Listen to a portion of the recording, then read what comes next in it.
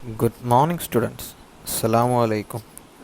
Today we are continuing our last class, debt versus equity. Today we are discussing what is equity.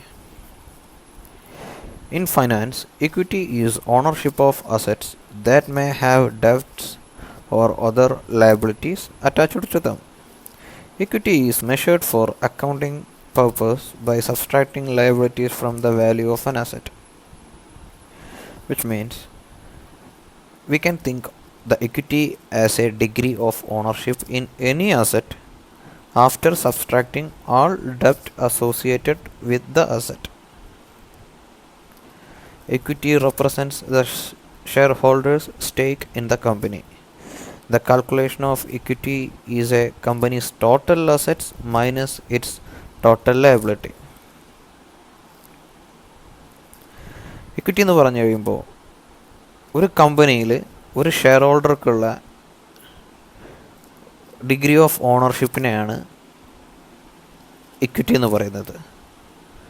So ഈ equity നമുക്ക് calculate ചെയ്യാൻ കമ്പനിയുടെ മൊത്തം അസറ്റിൽ നിന്നും liability കുറച്ച് കഴിഞ്ഞ് കഴിഞ്ഞാൽ ബാക്കിയുള്ളതാണ് ആ കമ്പനിയുടെ ഇക്വിറ്റി ഫണ്ട്സ്. ഇത് പല ഷെയർ ഹോൾഡേഴ്സിലായിട്ടായിരിക്കും ഇരിക്കുന്നത്. In finance and accounting, equity is the value attributable to a business. Book value of equity is the difference between assets and the liability. Simply, it is the difference between the value of assets and the value of liabilities of something owned.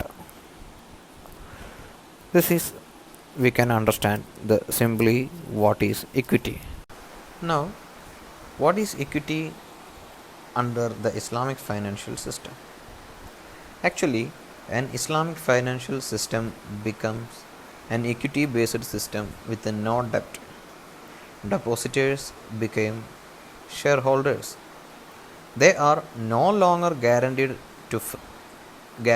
the face value of their deposits. The essential gain or loss on the profits and or the losses of the bank. So, what are the equity based financing methods by a Islamic bank? Actually, Islamic banks maintain a corporate finance strategy that entails careful management of raising capital through equity and debt modes, while it discourages high leverage. Sharia promotes equity financing modes of Mudaraba and Musharaka. So actually Islamic ഫൈനാൻസിൽ equity എന്ന് പറയുമ്പോൾ same, അതായത് ഒരു കമ്പനിയുടെ share ഹോൾഡേഴ്സിനെ ആണ് നമ്മൾ equity എന്ന് പറയുന്നത്. ഇവിടെ അങ്ങനെ തന്നെ.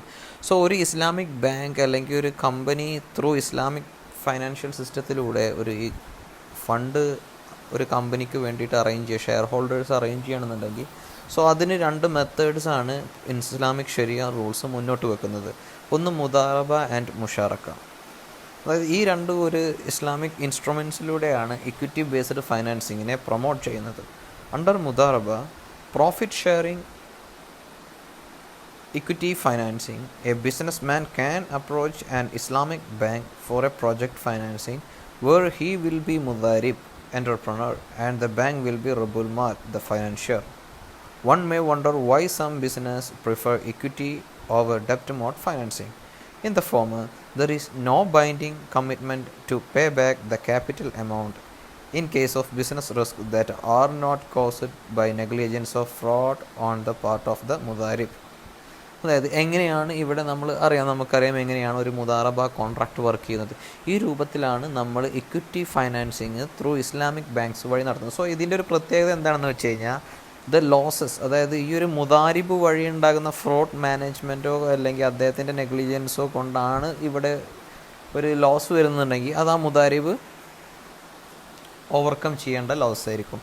അല്ലാന്നുണ്ടെങ്കിൽ അത് ആ ഒരു സ്റ്റേക്ക് ഹോൾഡർ മീൻസ് ദ റബ്ബുൽ മാൽ, ആ റബ്ബുൽ മാൽ ആയിരിക്കും ബാക്കിയുള്ള എല്ലാ നഷ്ടങ്ങളും വഹിക്കേണ്ടത്. സോ ഈ ഒരു രൂപത്തിലാണ് ഇത് ഇക്വിറ്റി ഫൈനാൻസിങ്ങിനെ ഇസ്ലാമിക് ഫൈനാൻസ് മുന്നോട്ട് വെക്കുന്നത്. ഇനി unlike Musharaka equity based structure, where the Rabbul Mal participates in control of the enterprise for which the financing is obtained. The Mudaraba equity-based structure requires strict government and maximum amount of disclosures to the Rabbul Mal. This is because he is silent partner who does not take active participation in the business undertaking. ഇനി അതൊരു മുഷാറക്കയിലാണെന്നുണ്ടെങ്കിൽ ഇതിൽ നിന്നുള്ളൊരു പ്രത്യേക വ്യത്യാസം എന്ന് പറയുന്നത് ഈ റബ്ബുൽ മാൽ എന്ന് പറയുന്നത് അതായത് ഫൈനാൻഷ്യൽ ആയിട്ടുള്ള വ്യക്തിയും കൂടെ എന്തായിരിക്കും കമ്പനിയുടെ അല്ലെങ്കിൽ ആ ഒരു എൻ്റർപ്രൈസിൻ്റെ വർക്കിങ്ങിൽ കൺട്രോൾ ആക്ടിവിറ്റീസിലൊക്കെ കൺട്രോൾ ചെയ്യുന്ന ഒരു വ്യക്തിയായിരിക്കും. So he can attain more profits than അതായത് ഒരു മുദാറബ കോൺട്രാക്റ്റിൽ ഒരു റബ്ബുൽ മാലിന് കിട്ടുന്നതിനേക്കാളും കൂടുതൽ കൈൻഡ് ഓഫ് എമൗണ്ട് ഒരു മുഷാറക്ക കോൺട്രാക്റ്റിലുള്ള ഒരു റബ്ബുൽ മാലിന് ത്രൂ ദ ഇക്വിറ്റി ബേസ്ഡ് ഫൈനാൻസിങ്ങിലൂടെ കണ്ടെത്താൻ സാധിക്കും. ബിക്കോസ് ഇവിടെ ഇങ്ങനെ ആക്റ്റീവ് പാർട്ട്ണറും കൂടെയാണ്. സെയിം ടൈം മുദാറബയിൽ ഒരു മുദാരിബ് എടുക്കുന്നതിനനുസരിച്ചിട്ടുള്ള ഒരു പ്രോഫിറ്റ് അക്കോർഡിംഗ് ടു ബോത്ത് രണ്ടും കൂടി നമ്മൾ താരതമ്യം ചെയ്യുമ്പോൾ നോർമലി കുറവായിരിക്കും. ഇതാണ് നമുക്ക് ഒരു ഇക്വിറ്റി ബേസ്ഡ് ഫൈനാൻസിങ് മെത്തേഡ്സ് നമുക്ക് ഇസ്ലാമിക് ബാങ്ക് വഴി നമുക്ക് പഠിക്കാനുള്ളത്. സോ ഇനി എന്തൊക്കെയായിരിക്കണം ഒരു ഇക്വിറ്റി ബേസ്ഡ് ഫൈനാൻസിങ് നമ്മൾ ഇസ്ലാമിക് ബാങ്ക്സ് വഴി ചെയ്യുമ്പോൾ ശ്രദ്ധിക്കേണ്ട കാര്യങ്ങൾ. First one, the shareholders who understand the risk nature of the equity based contract. The way venture capitalists understand the venture capitalism, risk and return are greatly considered, but more importantly, the possibility of losses. So ഒരു equity based financing ആകുമ്പോൾ അവിടെ വരുന്ന റിസ്ക്കുകൾ ഒരു സ്റ്റേക്ക് holder അറിഞ്ഞിരിക്കുന്ന കാര്യങ്ങളാണ്. So അത് ഈ ഒരു ബിസിനസ്സിൻ്റെ ലോസസ് എത്രത്തോളം ഉണ്ടാവാം എന്നുള്ള കാര്യങ്ങളെ ചിലപ്പം കാൽക്കുലേറ്റ് ചെയ്യപ്പെടാൻ സാധിക്കും. ദ പോസിബിലിറ്റി ഓഫ് ലോസസ് അവിടെ ചിലപ്പം ലിറ്റിൽ മോർ ഇമ്പോർട്ടൻ്റ് ആയിട്ട് കൺസിഡർ ചെയ്യും ഒരു ഇക്വിറ്റി ബേസ്ഡ് ഫൈനാൻസിങ് ആകുമ്പോൾ. And the bank with a risk appetite outline for a greater risk taking the risks to be understood and accepted. Then the venture is entered into with eyes open, although it will take time for a bank to understand the business risk they take under equity based structure. ഇനി ഒരു personal വ്യക്തി അദ്ദേഹത്തിൻ്റെ ഒരു personal ബിസിനസ്സിന് വേണ്ടി ഒരു ബാങ്കുമായി approach ചെയ്തിട്ടൊരു equity based financing സ്ട്രക്ചറിൽ ഒരു ബിസിനസ് സ്റ്റാർട്ട് ചെയ്യുമ്പോൾ ബാങ്കിന് ആ ഒരു ബിസിനസ്സിൻ്റെ റിസ്ക് എത്രത്തോളം ഉണ്ട് എന്നുള്ള ഫീസിബിലിറ്റി സ്റ്റഡിയും കാര്യങ്ങളും മുൻകൂട്ടി നടത്തുന്നതിന് കുറച്ച് ബുദ്ധിമുട്ടും കാര്യങ്ങളും ഉണ്ടായിരിക്കും. സോ മാർക്കറ്റിലില്ലാത്തൊരു ടൈപ്പ് ന്യൂ മോഡൽ ബിസിനസ് അല്ലെങ്കിൽ അത്തരത്തിലാണെന്നുണ്ടെങ്കിൽ സോ ഇതിലെ റിസ്ക് എത്രത്തോളം ആണെന്നുള്ളതിൻ്റെ കാര്യത്തിൽ ഒരു അൺസർട്ടനിറ്റി ഉണ്ടാവും. സോ ഇതൊക്കെയാണ് ഒരു ഇക്വിറ്റി ബേസ്ഡ് ഫൈനാൻസിങ്ങുമായി മുന്നോട്ട് പോകുമ്പോൾ ശ്രദ്ധിക്കേണ്ട കാര്യങ്ങൾ. Now we are distinguish the two models like debt based structure and equity based structure, and what are the risks coming both. First of all, debt based structure, there are coming the risks such as credit risk, interest rate risk, default risk. And the equity based structure, there is coming valuation risk, equity risk, and the market risk. These are the risks coming under this both debt and equity based financing models. Thank you, students.